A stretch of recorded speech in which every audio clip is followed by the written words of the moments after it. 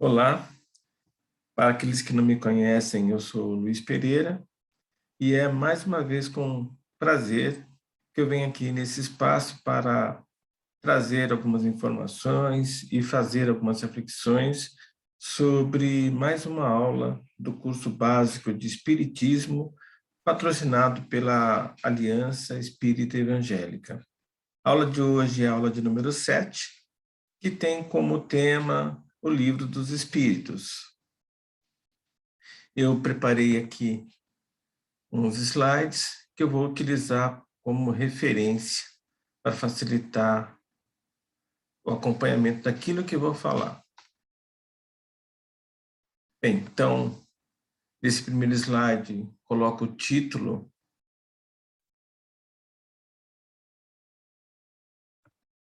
da aula, esboço do Livro dos Espíritos, e vamos começar falando do que originou o primeiro livro do Pentateuco. Lembrando que o Pentateuco é os livros que formam a base da doutrina espírita, que Kardec criou em meados do século XIX. Bem, os bastidores foi que Kardec, convencido que o fenômeno das mesas girantes, das mesas que falavam, não era simplesmente um truque e nem de origem anímica, ele começou, então, a fazer pesquisa de forma metódica, onde ele se reunia semanalmente na casa de pessoas que realizavam esse tipo de prática, mas ele fazia isso com a finalidade de coletar respostas para perguntas que ele formulava com antecedência. Foi assim que ele procedeu inicialmente com as irmãs Baldin. Então, toda terça-feira, ele se reunia numa sessão espírita, na casa dessa família, onde Caroline, que era a irmã mais velha, e Julie, o ajudavam a obter essas respostas diretamente dos espíritos. Num segundo momento, ele começou a se reunir na casa de uma outra família e obter ajuda e apoio de uma segunda médium, de uma outra médium, seria a Ruth Celine Jafé, que era mais velha que as duas primeiras. E assim, ele, num processo de aproximadamente 2 anos, desenvolveu a primeira edição do Livro dos Espíritos, que foi lançado em 18 de abril de 1857.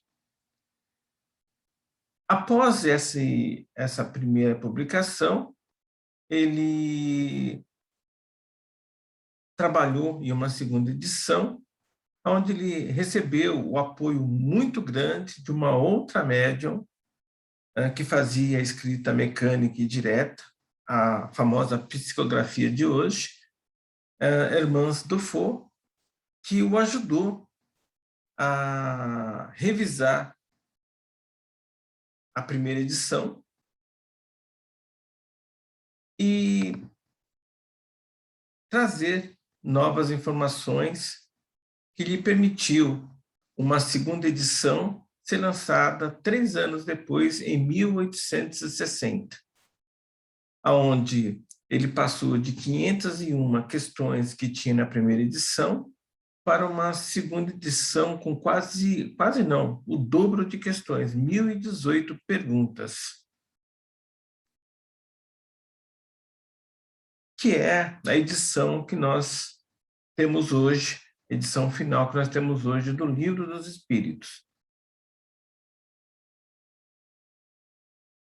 Esse livro, então, marca o início da doutrina espírita, porque ele tem toda a base com que foi construída a nossa doutrina. Ele explora de uma forma grandiosa, em 4 livros ou 4 partes, todo o conteúdo que envolve os espíritos, desde as leis divinas da criação do espírito até a sua evolução com as suas respectivas reencarnações. Então, esse é o primeiro livro do nosso Pentateuco, o Livro dos Espíritos. Na sequência, teríamos o Livro dos Médiuns, o Evangelho segundo o Espiritismo, a Gênese e o Céu e o Inferno. Mas o Livro dos Espíritos, de longe, é aquele que, de teor filosófico, que é mais pleno e completo, que dá toda a base para o desenvolvimento dos outros 4 livros. Ele deixa claro, por exemplo, a base da doutrina. Primeiro, a crença no Deus, um Deus que é eterno, ou seja, não teve início.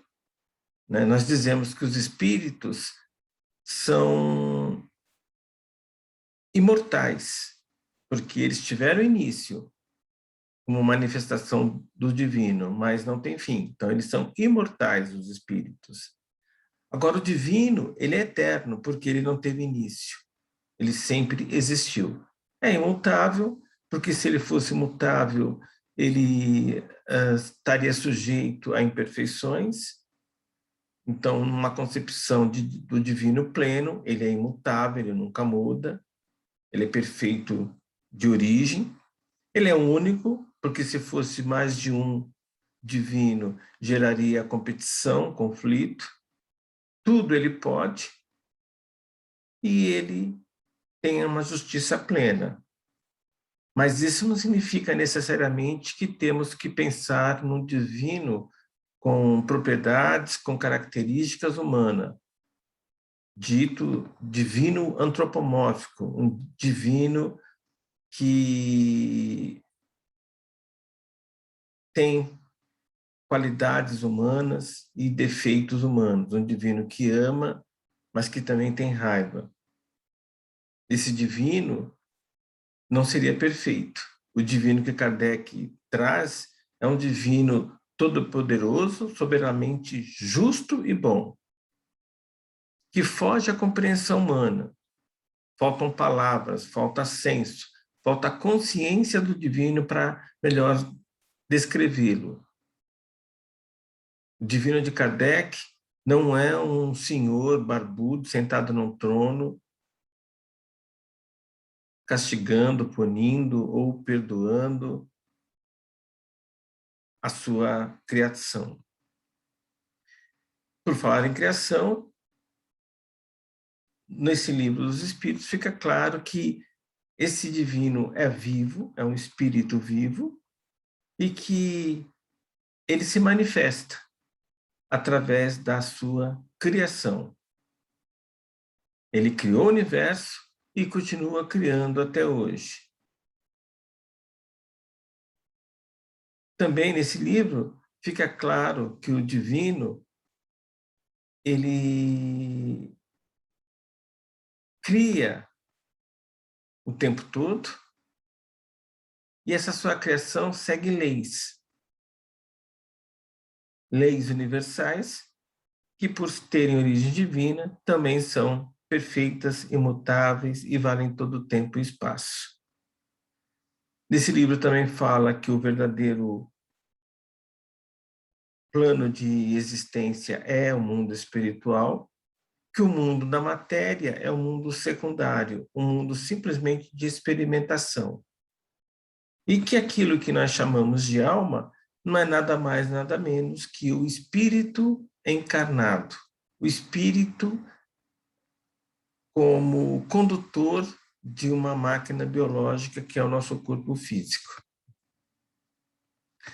O Livro dos Espíritos começa com o Prolegômenos, que é basicamente uma introdução, um capítulo de preliminares, uma espécie de prefácio, aonde Kardec apresenta a doutrina, o porquê da palavra espírita e não espiritualismo ou espiritista. Enfim, é um capítulo introdutório ao corpo principal do Livro dos Espíritos.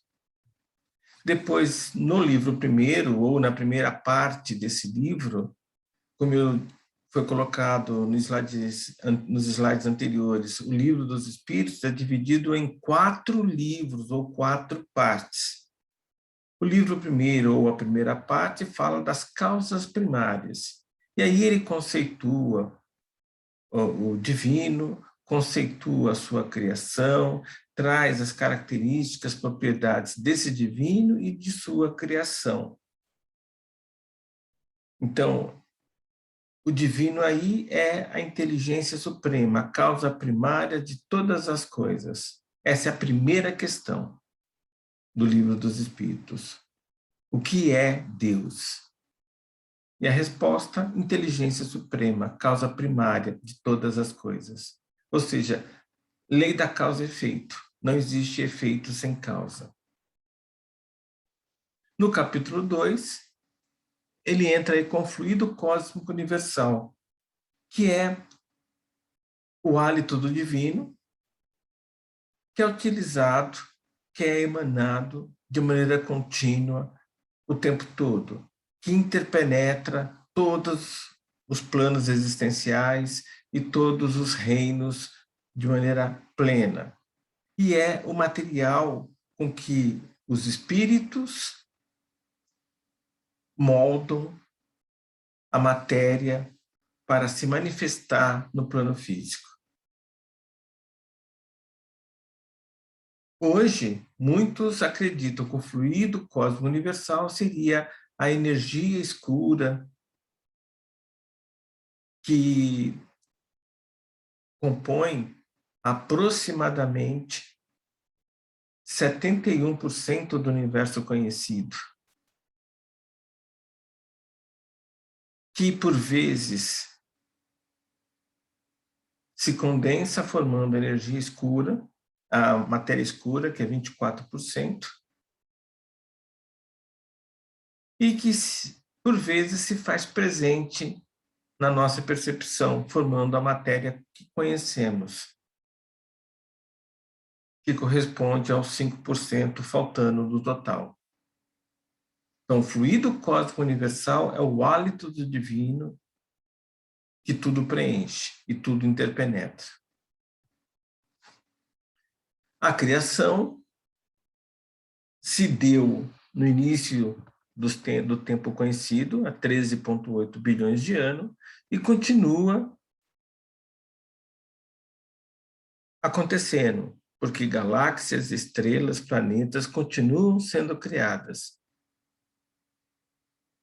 Uma prova da manifestação do divino de maneira contínua.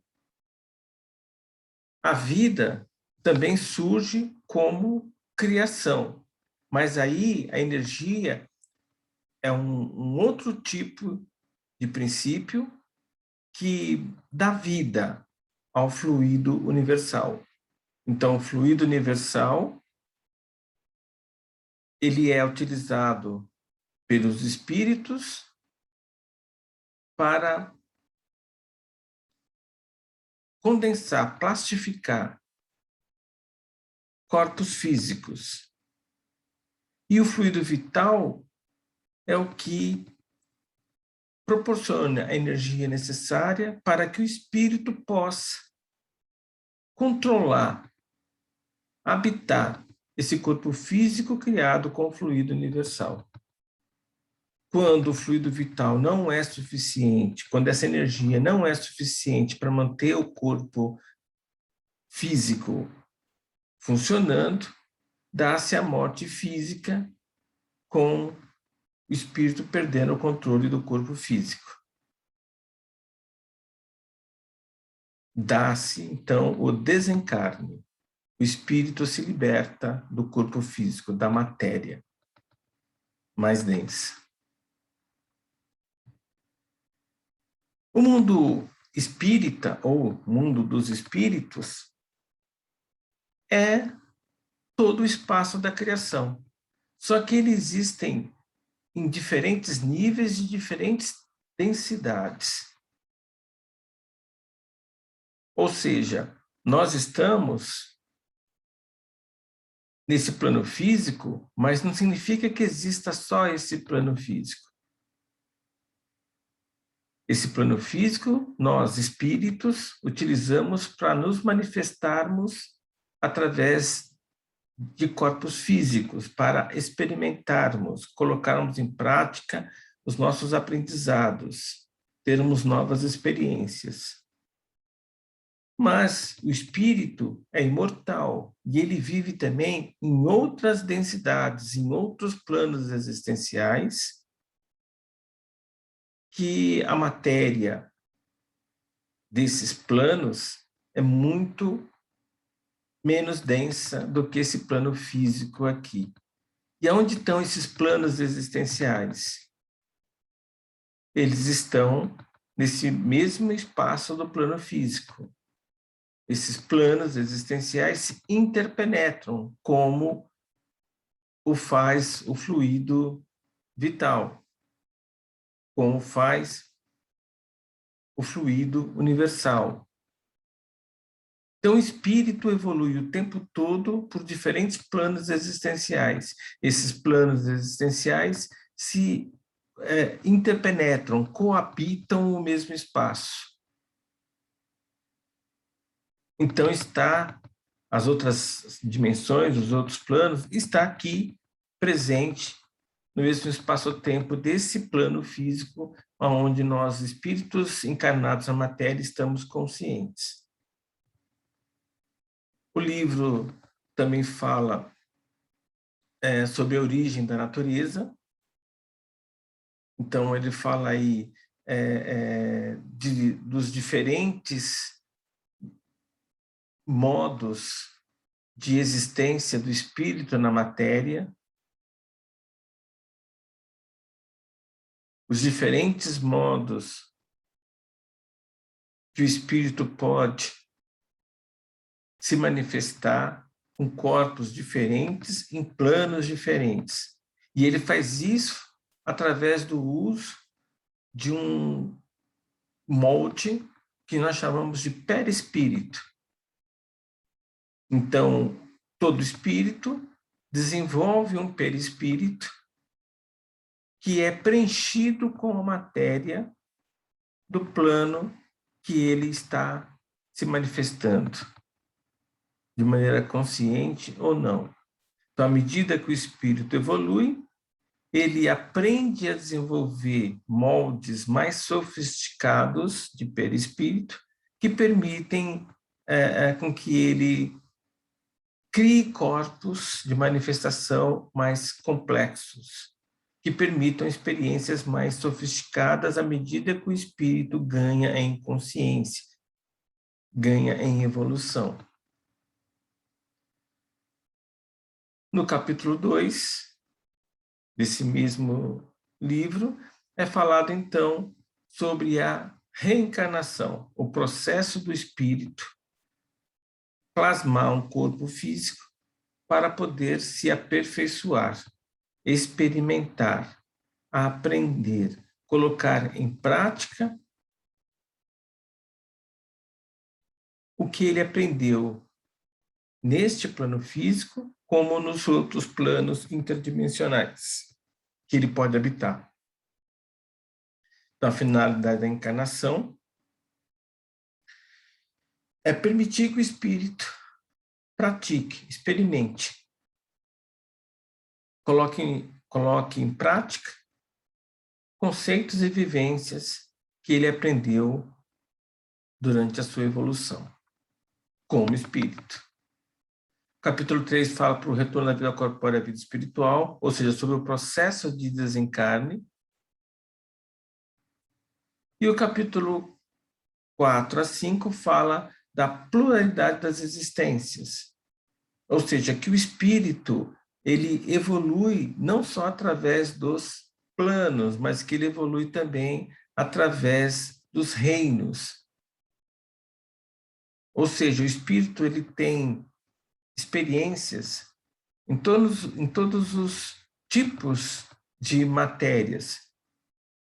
Então, ele tem experiências no reino elemental, no reino mineral, no reino vegetal, no reino animal, no reino hominal, no reino angelical, no plano físico, no plano astral, no plano mental concreto, no plano mental abstrato, no plano búdico. Ou seja, o espírito, ele reencarna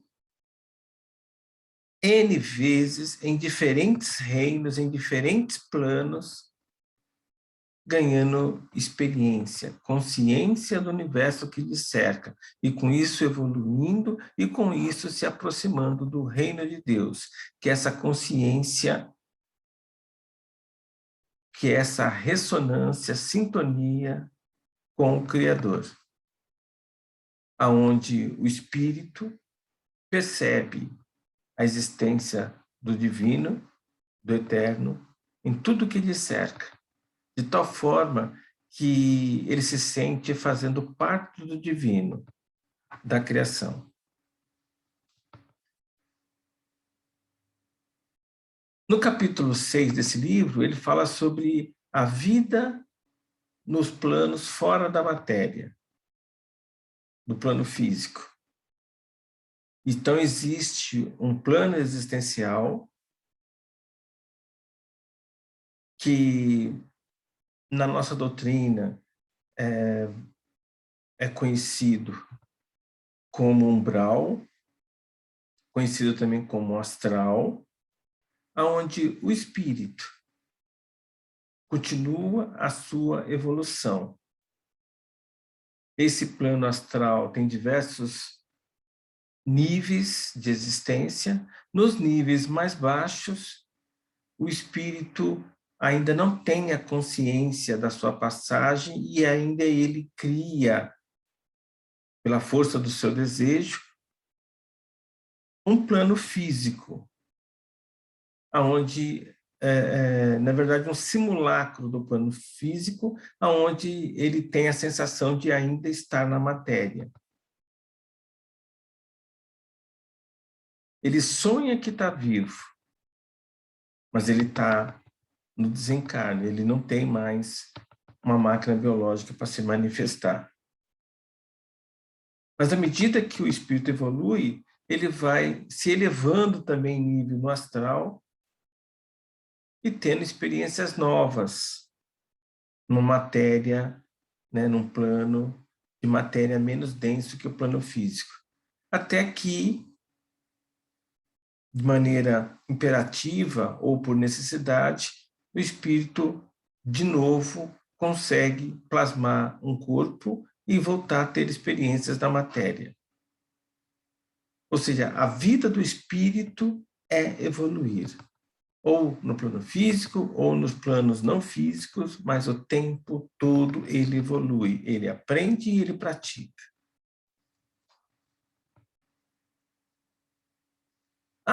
O retorno à vida corporal é o encarne.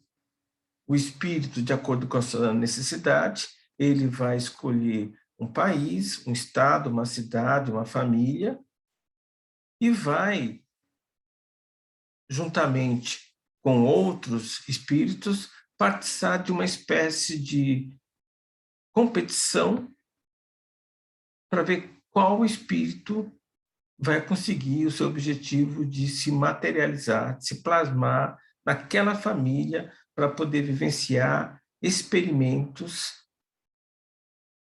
colocar em prática valores, conhecimento,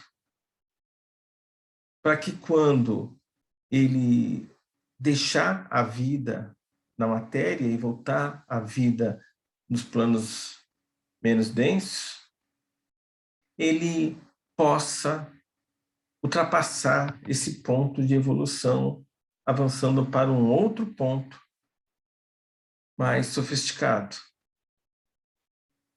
Então, o espírito, ele fica oscilando entre o encarne na matéria e o desencarne, ou seja, a libertação da matéria. E com isso ele vai evoluindo. Capítulo 8, a emancipação da alma, que não dá só quando a máquina biológica atinge seu nível crítico de energia vital ou de fluido vital e o espírito perde o controle e se dá o desencarne ou a morte do corpo físico. A emancipação da alma, que é o espírito encarnado, se dá também no sono, onde o espírito consegue se descolar do corpo físico e, com isso, ganhar a liberdade de viajar, de fluir, liberto das limitações do espaço-tempo, inclusive viajando por outras dimensões, outros planos existenciais. Mas mesmo que ele não faça isso, ele continue preso ao plano físico, ele consegue viajar de um local para outro de uma maneira quase que instantânea, sem estar limites, sem estar preso às limitações que o espaço ou que o tempo colocam na matéria física. Capítulo 9 fala do Livro dos Espíritos, fala sobre a intervenção dos espíritos nos mundos corpóreos. Como que os espíritos desencarnados podem influenciar na vida, na matéria. É colocado aí que os espíritos eles fazem isso de maneira indireta, através de sugestões, através de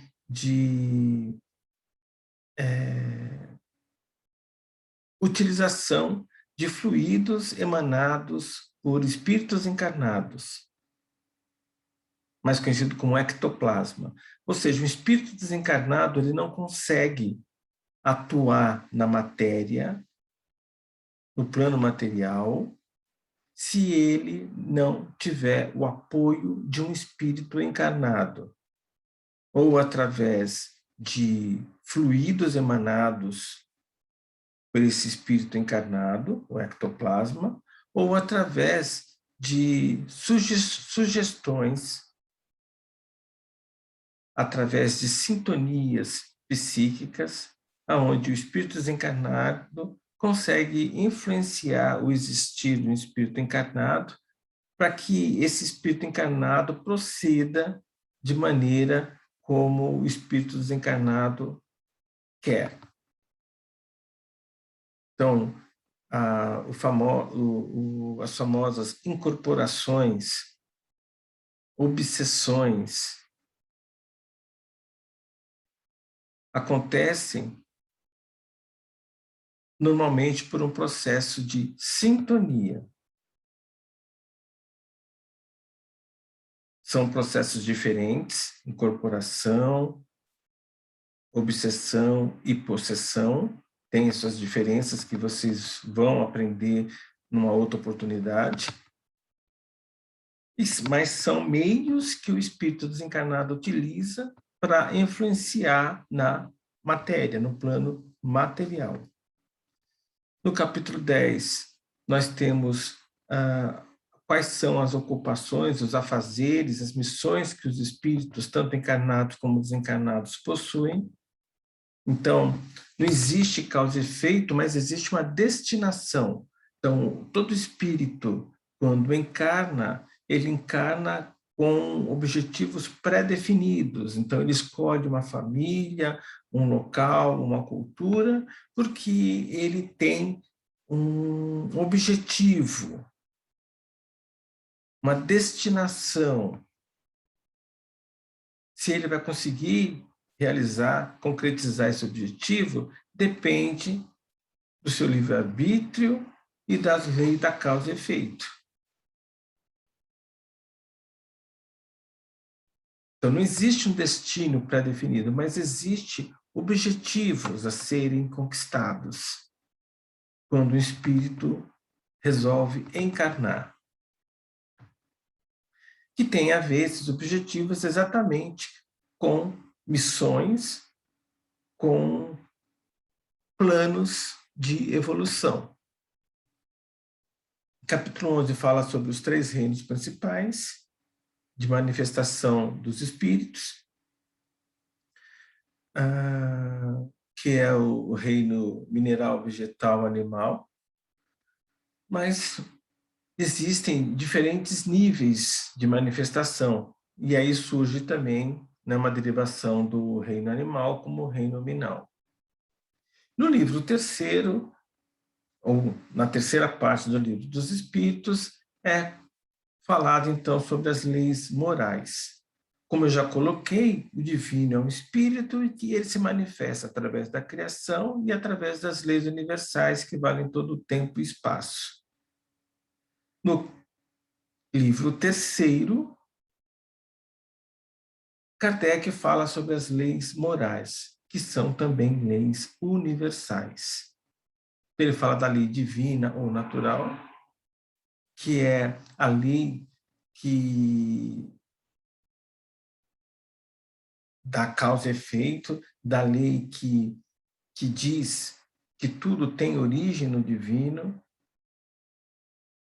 a lei da adoração, que é a lei que vincula a toda criatura a se curvar sobre o Criador, a lei do trabalho, que nos diz que um espírito, quer queira, quer não, ele produz energia e gasta energia, que é o trabalho, então que cabe ao espírito ter a consciência necessária para fazer o melhor uso possível dessa energia emitida, como resultado da usinagem da energia que ele absorveu, através de diferentes fontes, como alimentos, como o ar, como o prana, como a Kundalini. Então, o espírito absorve energia, processa energia e emite essa energia. E isso é o trabalho. Então, o espírito precisa realizar o melhor trabalho possível. A lei da reprodução, que é a lei da criação, que é a lei que permite com que os espíritos tenham a opção de se manifestar na matéria e evoluir, colocando em prova as suas experiências, conhecimentos adquiridos. A lei da conservação, que faz com que o espírito se preserve e preserve a máquina biológica que tem para se manifestar. A lei da destruição, que o espírito ganha consciência que para ter o novo ele precisa destruir o velho, que para o homem novo renascer, o homem velho tem que morrer, que tudo tem uma data limite, que tudo tem um prazo final, quer queiramos, quer não. Lei da sociedade, que diz que os espíritos evoluem em grupo, fazendo com que aquele ditado popular, juntos somos mais fortes, tenha total aplicabilidade. Os espíritos vivendo em sociedade evoluem de uma maneira melhor que de maneira isolada. A lei do progresso, quer queiramos, quer não, da mesma forma que evoluímos individualmente, a sociedade, a consciência coletiva dos espíritos também evolui de maneira contínua. A lei da igualdade, todos os espíritos são iguais, todos os espíritos então são irmãos, porque nasceram a partir do mesmo Pai, possuem o mesmo Pai, mesmo que manifestos em tempos diferentes, todos têm a mesma origem e terão o mesmo destino. Lei da liberdade, todo espírito pode fazer uso do seu livre-arbítrio, mas que ele tem que ter consciência que ele vai colher o que plantar. Ele vai receber como efeito o que ele produzir como causa. Que a seu livre-arbítrio, a sua liberdade de existir esbarra se limita na liberdade, na capacidade de agir do outro espírito. E a lei da justiça, amor e caridade, que é a lei que nos dá consciência na justiça divina, que não falha, e no poder do amor, quando colocado de maneira prática na forma de caridade. E o último capítulo desse livro fala da perfeição moral, da busca pelo refinamento para se chegar-se à perfeição moral. Capítulo 12, dessa terceira parte dos Espíritos, fala da perfeição moral, então, da troca dos vícios por virtudes, da evolução do espírito, aonde ele comuta defeitos por qualidades, transformando vícios em virtudes. Capítulo 4, ou livro 4, a última parte do livro do Espírito, a menor parte, composta só de 2 capítulos, onde ele fala das consequências boas ou más das ações que o espírito produz. Lei da causa e efeito. Ele tem o livre-arbítrio para fazer o que lhe aprouver, mas ele vai colher como efeito tudo aquilo que ele plantar. E se ele não plantar, também não colhe nada. Então ele tem que ter essa consciência, que ele colhe o que planta. E fala então das penas e gozos, que nada mais, nada menos é que a colheita do que se plantou. Ou seja, existem as leis universais. Se o espírito se alinha com essas leis universais, ele é abençoado, ele tem um gozo. Mas se ele não se alinha com essas leis universais, ele tem um castigo, ele tem uma pena, que é justamente o efeito da causa dele não se alinhar com as leis divinas. Então, se ele está com uma pena, se ele está sendo castigado, ele precisa, então, começar a se alinhar com as leis divinas para receber perdão dessas penas e começar a obter gozos. Ou seja, o divino, ele não castiga e nem perdoa. Ele simplesmente aplica as suas leis, que são universais, valem todo o tempo e espaço, e são perfeitas e justas.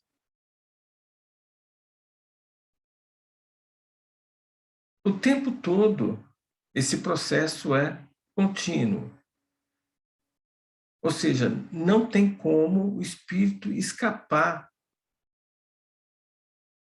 de colher o que ele plantar.